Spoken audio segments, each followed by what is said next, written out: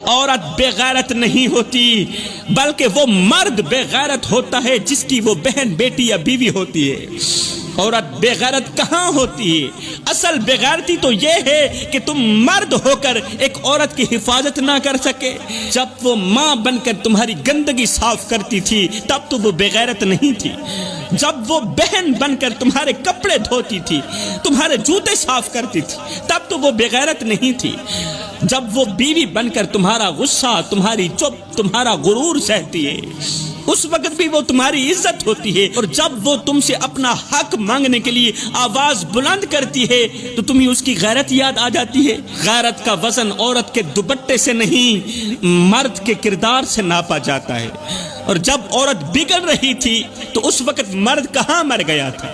جس نے وقت پر عورت کا ہاتھ نہیں تھاما تھا، جس نے وقت پر عورت کو سمجھایا نہیں تھا۔ ایمان سے بتاؤ، عورت کے ہاتھ میں موبائل کس نے دیا؟ عورت نے دیا؟ نہیں، مرد نے دیا۔ عورت کو با اختیار کس نے بنایا؟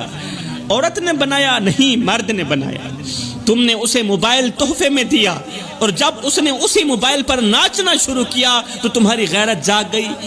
تم نے ہی اسے ماڈرن بننے کا مشورہ دیا کہ ماڈرن لڑکیاں ہمیں بہت زیادہ پسند ہیں، اور جب اس نے ماڈرن کا لباس پہنا تو تم نے کہا بے غیرت ہو گئی ہو، تم نے کہا بے حیا ہو گئی۔ اور نادانو، تم نے ہی تو اسے ناچنے کا مشورہ دیا تھا، تم نے ہی تو اسے پینٹ شرٹ پہننے کا مشورہ دیا تھا، تم نے ہی تو اسے ماڈرن بننے کا مشورہ دیا تھا۔